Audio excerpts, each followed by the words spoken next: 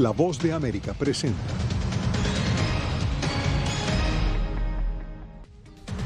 Negociaciones de última hora buscan acuerdo en la jornada final de la Cumbre Mundial del Cambio Climático. Estamos en vivo desde Glasgow. Algunos estados de Estados Unidos ya aplican la tercera dosis de la vacuna contra el COVID-19 a la población general, pese a que el gobierno federal aún no la autoriza. Además, migrantes cuentan con menos opciones para esperar en Tijuana y siguen sin poder cruzar la frontera. Y la gasolina llega a su precio más alto en los últimos 7 años en Estados Unidos.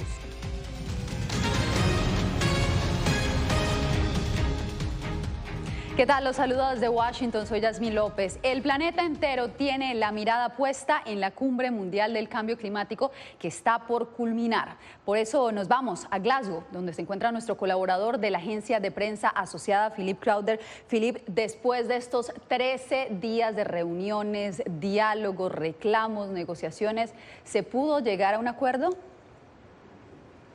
No, en este momento no hay acuerdo, como suele ser el caso en estas cumbres climáticas. Ya estamos en el tiempo extra, son las 10 de la noche aquí y las negociaciones se están llevando a cabo a 4 horas ya de la hora límite. Casi 200 países tienen que acordar aquí un texto y un reglamento que mantenga viva la promesa del Acuerdo de París. Y esa promesa es la de limitar el calentamiento global a 1,5 grados centígrados. Pero los expertos que hay aquí y a través de todo el mundo coinciden en que las promesas hechas hasta aquí para reducir las emisiones de carbono no son suficientes para que no haya un calentamiento global catastrófico. Entendemos, Philip, que las posiciones de los países son diferentes, pero ¿cuáles son los principales obstáculos para no llegar a un acuerdo preciso?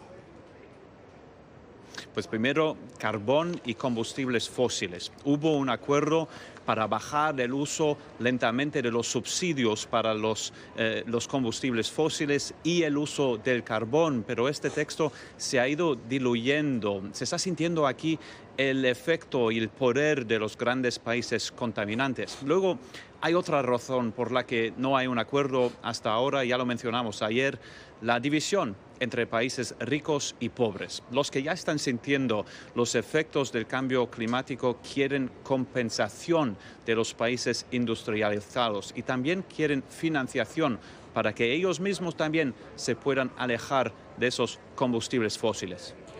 Pues muchas gracias, Philip, por el reporte. Bien, y al terminar la cumbre de Glasgow, la comunidad internacional seguirá impulsando acciones que efectivamente mitiguen la amenaza del calentamiento global. Así lo enfatizó el secretario general de la ONU, Antonio Guterres. Celia Mendoza, ¿cuál es la mayor preocupación del secretario Guterres?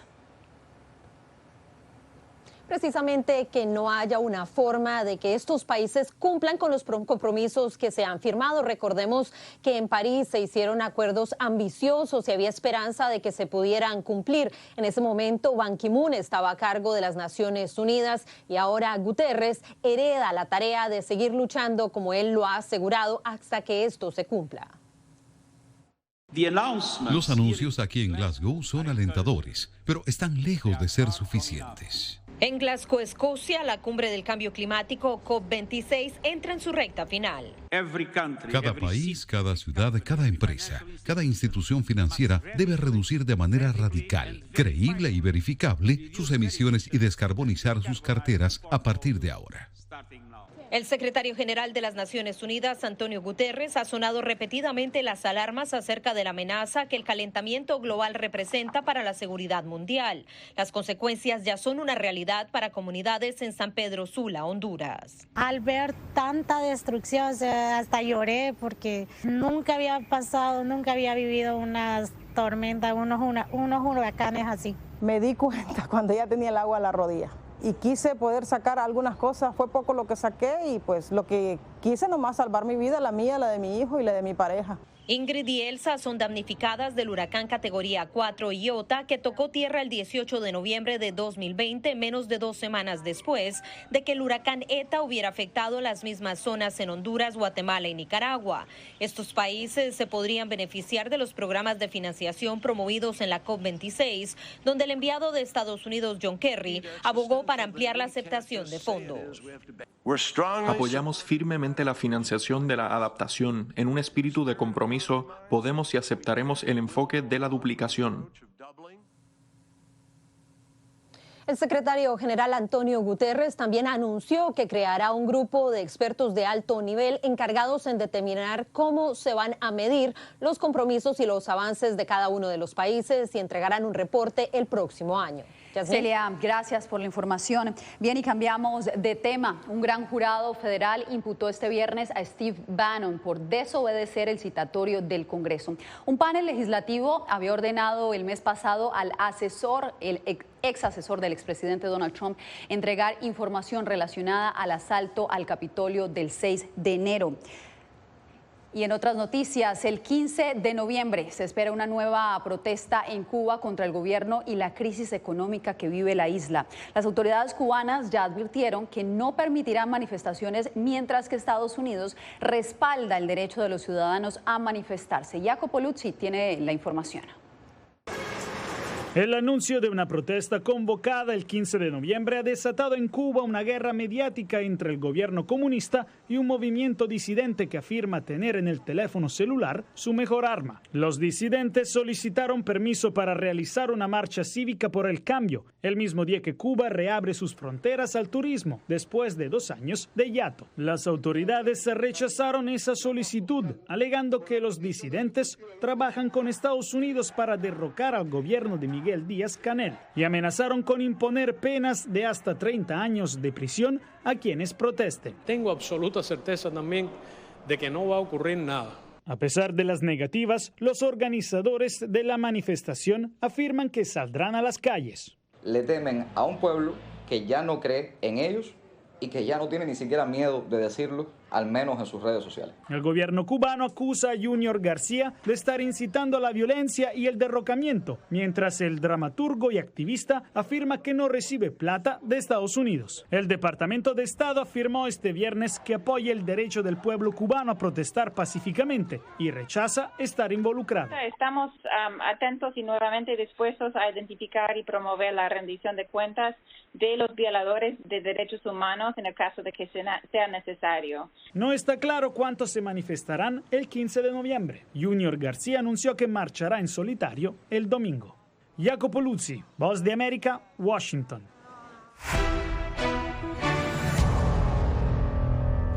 Los refuerzos de la vacuna contra el COVID-19 en Estados Unidos están generando polémica. José Pernalete nos dice que algunos estados ya aplican a la población general una tercera dosis, pese a que el gobierno federal aún no la autoriza. Los Centros para el Control y la Prevención de Enfermedades recomiendan el refuerzo de la vacuna contra el COVID-19 solamente a mayores de 65 años de edad y quienes estén rodeados de un entorno de riesgo. Pese a esta directriz federal, estados como California y Colorado autorizaron la colocación de esta dosis a personas mayores de 18 años, generando, de acuerdo a expertos, confusión en la población general. El refuerzo de la vacuna contra el coronavirus es un arma muy importante para prevenir un mayor brote de casos en Estados Unidos. Esta dosis mantiene el nivel de protección que genera el estatus de vacunación completa, según datos científicos. En total, más de 25 millones de estadounidenses se han arremangado para obtener la protección mejorada de un refuerzo de Pfizer, Moderna o Johnson & Johnson. Entonces, nuestro programa de refuerzos está funcionando con fuerza. El descenso de las temperaturas y el aumento de las infecciones, con un impacto en hospitalizaciones elevadas, es lo que motiva al gobierno estadounidense a impulsar el refuerzo en la población general, impidiendo así el desarrollo de una quinta ola de contagios. No obstante, en los CDC se mantiene la cautela antes de autorizar la colocación de esa dosis adicional. Y como probablemente sepan, la FDA actualmente está analizando los datos para expandir los refuerzos a todas las poblaciones. José Pernalete, Voz de América, Miami. Estados Unidos volvió a permitir la entrada por tierra a los extranjeros considerados no esenciales. Pero como nos cuenta Vicente Calderón, los solicitantes de asilo que llegan a la frontera continúan sin ser admitidos en el país y ahora tienen menos opciones para esperar del lado de Tijuana. Con la instalación de un cerco perimetral, autoridades de Tijuana impiden que más migrantes se instalen en el campamento de solicitantes de asilo de El Chaparral. Está más difícil porque la verdad, pues todo es de todos los días estar enseñando la credencial y si no tienen la credencial uno no lo dejan pasar. Los cercaron de noche con decenas de policías y con el argumento de que buscan incrementar la seguridad. Ofrecerles los servicios que tiene el ayuntamiento y asimismo realizar un censo, tratar de tener un pulso real de las personas que habitan el campamento. Solo se quedaron los que censó el gobierno. Nos tienen como enjaulados prácticamente. Esta hondureña pidió no revelar su identidad. Dice que días después cortaron la luz, complicando la vida para quienes se quedaron. Antes teníamos la luz, se daba la cena a las 6 de la tarde. No podemos estar en oscuras tratando de darle de comer a la gente porque pues también tenemos que cuidarnos nosotras. Esta es la cocina donde preparan los alimentos que de manera gratuita reparten entre los habitantes del campamento. Cuando las autoridades cortaron el suministro eléctrico, mucho de lo que tenían en estos refrigeradores se echó a perder.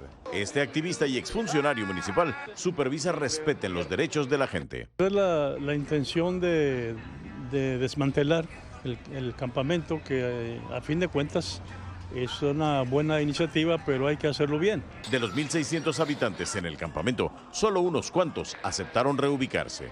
Vicente Calderón, Voz de América, Tijuana, México. Cuando volvamos, un respiro podría traerle el 2022 a la golpeada economía venezolana. Esto y más al regresar.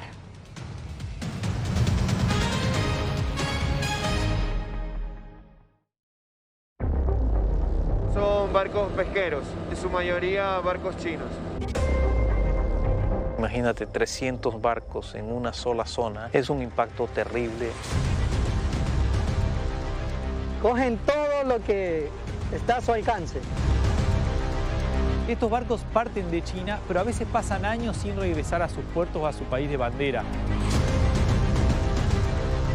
No están guardando la basura en los barcos. Y esto es una prueba de eso. Hay muchas botellas.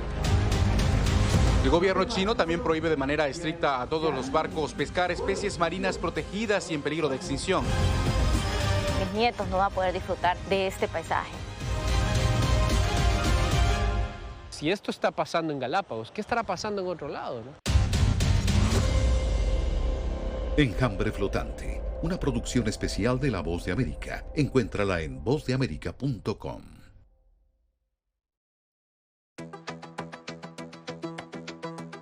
En momentos de crisis políticas y sociales, algunos gobiernos autoritarios recurren al bloqueo del acceso a Internet como herramienta para detener la información que entra o sale de su país. No obstante, existen algunas alternativas que te ayudarán a continuar conectado a la red a pesar de la censura oficial. Una de las más efectivas es el VPN o red virtual privada por sus siglas en inglés.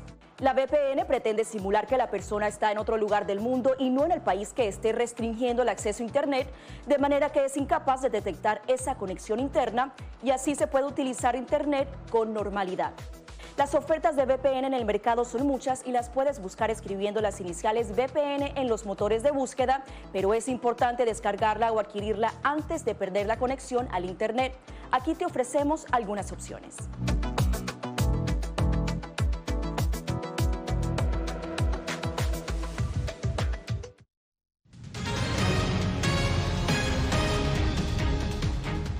El precio de la gasolina está en alza en Estados Unidos y se encuentra en el punto más alto de los últimos 7 años.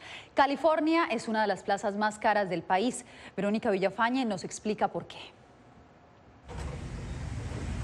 Llenar el tanque está costando mucho más en California. El precio de la gasolina en California es lo más alto de todo el país. Según Sergio Ávila, portavoz de la Asociación Automovilística Americana o AAA, actualmente el promedio de un galón equivalente a 3,8 litros está en $4.64. Más de $1 más caro en California que el resto del país. Algunas gasolineras en Los Ángeles están cobrando $5 y más, aprovechando su ubicación. Los aumentos en California son un indicador de lo que podría llegar a suceder en otros estados del país. No, eso no creemos, porque California típicamente tiene los precios más altos en la nación. Para hacer la gasolina en California es mucho más caro que en otros lugares del país. Eso es en parte a que California exige el uso de fórmulas especiales para cumplir con estrictas reglas ambientales para reducir la contaminación, además de otros factores. El precio del petróleo cuenta con el 60% del precio que pagamos por la gasolina en las gasolineras. A eso hay que sumarle la inflación y demanda acumulada tras la pandemia. Nadie estaba viajando el año pasado, entonces mucha gente quiere viajar y lo está haciendo en su auto. La AAA pronostica que pronto podremos ver precios récord no solo en California, sino en todo el país, especialmente para la época de las fiestas de fin de año. Verónica Villafañe, Voz de América, Los Ángeles. La maltrecha economía venezolana podría experimentar una ligera recuperación en el 2022, no solo debido al aumento de los precios del petróleo, sino a la evasión de sanciones impuestas por Estados Unidos. Adriana Núñez Rabascal con el reporte. Venezuela, todo apunta a que vamos a retomar el camino del crecimiento económico. Después de una drástica caída en los precios del petróleo durante 2020 por la pandemia de coronavirus, las finanzas de Venezuela han encontrado un alivio. Que estamos en medio de un boom petrolero, por encima de 80 el precio del crudo, y eso también ayuda a resolver las cuentas fiscales. El país ha recuperado su producción petrolera hasta cerrar octubre en 700.000 barriles por día. Esa cifra es un golpe de oxígeno, pero es insuficiente para despegar una economía que lleva 8 años en recesión. El tema es que Venezuela no ha podido aprovechar este nuevo boom petrolero, básicamente por dos razones. Primero, por una caída muy grande de lo que es la producción petrolera, y en segundo lugar, porque buena parte de las exportaciones petroleras, o la totalidad de las exportaciones petroleras, las vende con unos descuentos brutales. Esos descuentos deben ser aplicados para transportar el hidrocarburo a nuevos países más distantes, pues desde 2019 sobre la petrolera PDVSA pesan sanciones aplicadas por Estados Unidos, que por décadas fue su principal mercado. Se está recibiendo mucha ayuda de varios países que también han sido sancionados y que están con un know-how importante hacia Venezuela y le están haciendo recomendaciones y le están haciendo asesoría de dónde colocar ese petróleo y cómo colocarlo. La firma Ecoanalítica pronostica un crecimiento económico de entre 4 y 5% para 2022, sin embargo aclara que es un número ínfimo frente a un país que ha perdido 80% de su riqueza en 8 años. Adriana Núñez Rabascal, Voz de América. Caracas. Más adelante, la tragedia de los menores migrantes en la frontera colombo-panameña.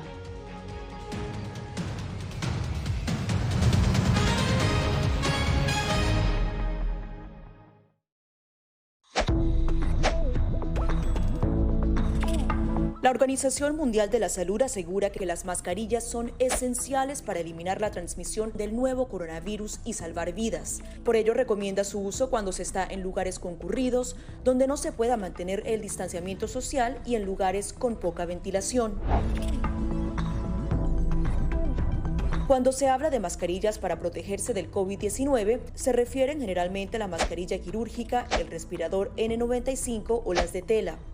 Las mascarillas quirúrgicas planas, rectangulares y desechables protegen al portador de gotas de partículas grandes del virus e impiden que los enfermos la esparzan cuando tosen o estornudan.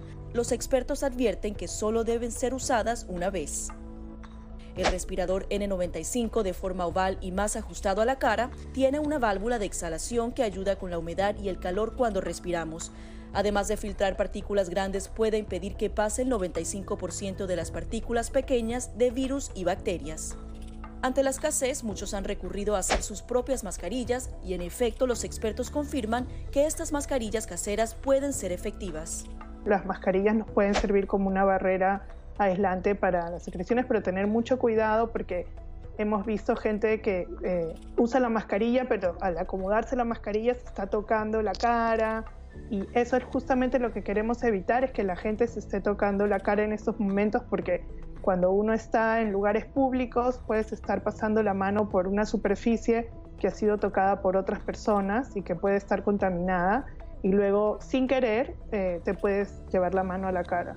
Para más información visita nuestra página web y síguenos a través de las redes sociales bajo @Voz de América.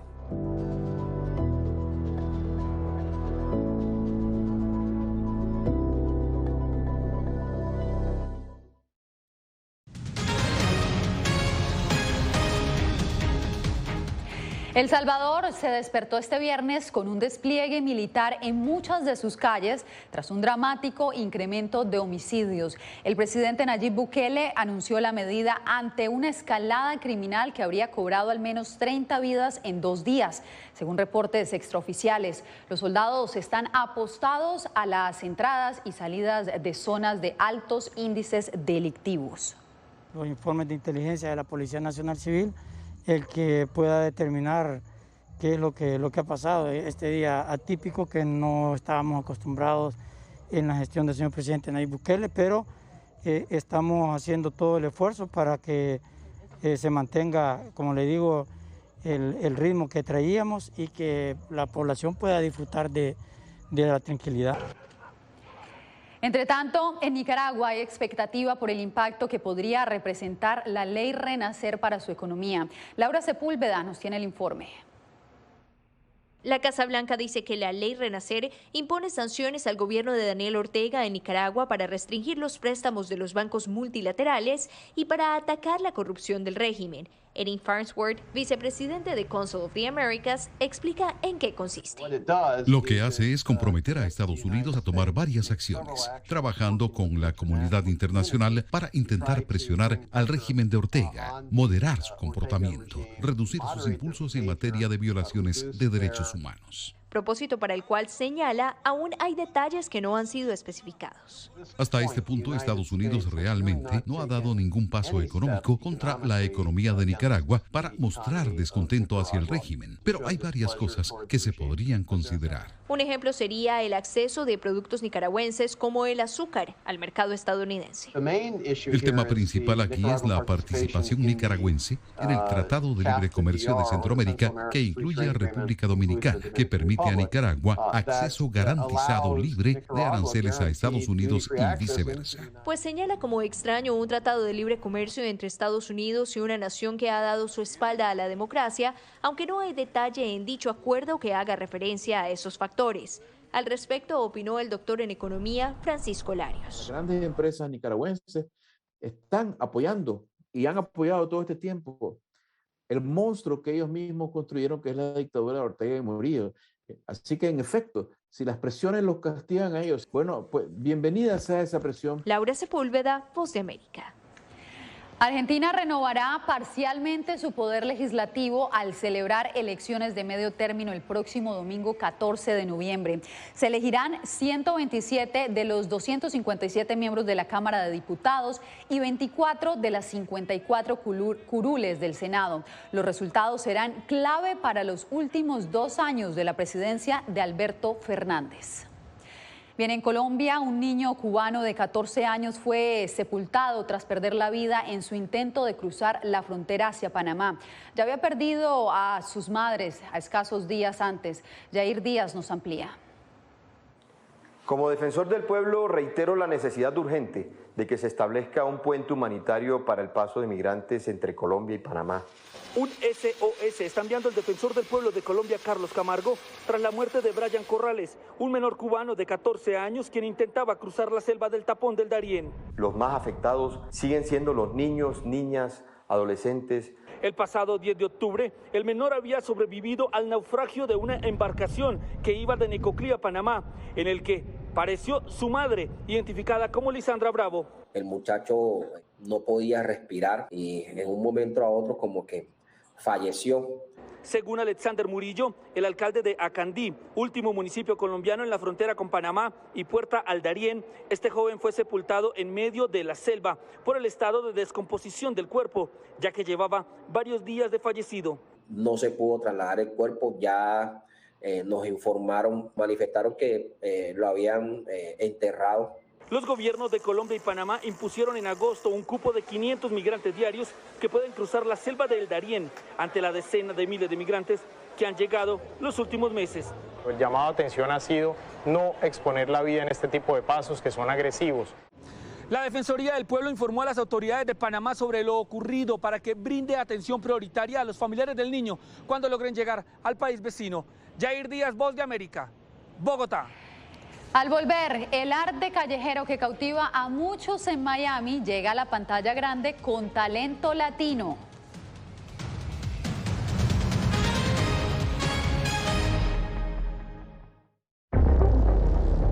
son barcos pesqueros, en su mayoría barcos chinos. Imagínate 300 barcos en una sola zona, es un impacto terrible. Cogen todo lo que está a su alcance. Estos barcos parten de China, pero a veces pasan años sin regresar a sus puertos o a su país de bandera. No están guardando la basura en los barcos. Y esto es una prueba de eso. Hay muchas botellas. El gobierno chino también prohíbe de manera estricta a todos los barcos pescar especies marinas protegidas y en peligro de extinción. Mis nietos no van a poder disfrutar de este paisaje. Si esto está pasando en Galápagos, ¿qué estará pasando en otro lado, no? Enjambre Flotante, una producción especial de La Voz de América. Encuéntrala en vozdeamerica.com.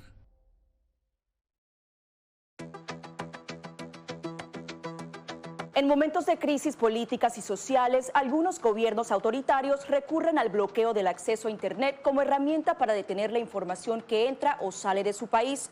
No obstante, existen algunas alternativas que te ayudarán a continuar conectado a la red a pesar de la censura oficial. Una de las más efectivas es el VPN o red virtual privada por sus siglas en inglés. La VPN pretende simular que la persona está en otro lugar del mundo y no en el país que esté restringiendo el acceso a Internet, de manera que es incapaz de detectar esa conexión interna y así se puede utilizar Internet con normalidad.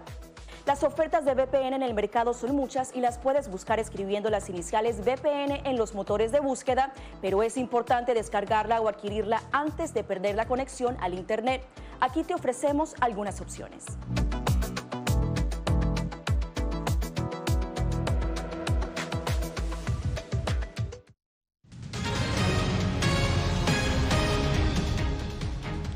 La reconocida actriz Carmen Salinas fue internada este jueves en un hospital de Ciudad de México tras sufrir un derrame cerebral a sus 88 años de edad. Según informó a la cadena CNN su sobrino Gustavo Briones, Salinas está grave pero estable y se encuentra en una unidad de terapia intensiva. Esperamos que se recupere pronto. Bien, y el auge que ha tenido el graffiti en los últimos años en Miami ha sido plasmado en la película Vandal del cineasta cubano-estadounidense José Daniel Freixas. Él conversó con mi compañero Anthony Belchi sobre cómo este movimiento artístico expone el talento latino. Cuando José Daniel Freixas tenía 17 años, el cineasta cubano-estadounidense era un apasionado del graffiti, pero sabía que no podría vivir de eso.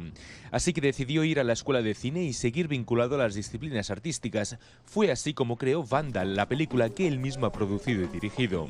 No había la habilidad a tener una carrera en graffiti, eso no existía. Entonces, eso porque yo entré a la escuela de cine, porque yo quería quedarme en algo creativo. La película explica el movimiento artístico callejero en barrios emergentes del sur de la Florida, como Wynwood. Su objetivo era reflejar la cultura latina, pero sobre todo romper con la imagen negativa que tienen los grafiteros, a los que en muchas ocasiones se les ha relacionado con el crimen y la delincuencia. Definitivamente hay un estereotipo a los grafiteros que son criminales y marginados. En muchos sentidos no creo que sea justo, pero es válido porque cuando tenía 17 años no existía Wynwood, ni tampoco había una carrera en el graffiti. Realmente quedaba relegado a las calles. El arte era hecho ilegalmente. Una imagen negativa que ha quedado en el pasado y celebra que ahora los grafiteros son considerados artistas urbanos de primer nivel. En el mundo en el que vivimos ya no creo que sea justo porque el graffiti es global. Es una forma de arte tan respetable como cualquiera. Incluso diría que es más y más difícil. Y así lo ha plasmado en Vandal, la película que cuenta con la participación de actores reconocidos como Pablo Raba o Manolo González Vergara y que ya está disponible en las principales plataformas de vídeo en Internet. Anthony Belchi, Voz de América, Miami. Comenzó la temporada de carnaval en Alemania, eso sí, con restricciones, porque el alza en los casos de coronavirus alcanzó un récord este jueves. El año pasado, Alemania estaba en medio de un bloqueo de COVID-19 y todos los eventos masivos fueron cancelados. El carnaval culminará en febrero del 2022, el último día antes de la cuaresma. Con esto nos despedimos por hoy, les agradecemos por su sintonía y recuerde que nos vemos nuevamente mañana con más información.